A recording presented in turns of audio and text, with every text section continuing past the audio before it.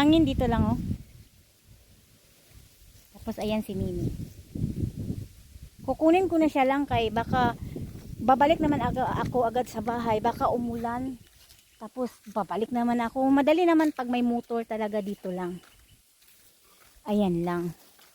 Sa buhay lang, hindi tayo kailangang mamilit, no?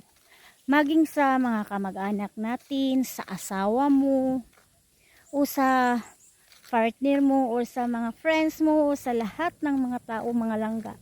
Kasi yung pagmamahal kusa yung maipadama sa mga taong nakapaligid sa'yo. Ganun talaga yan lang. Kapag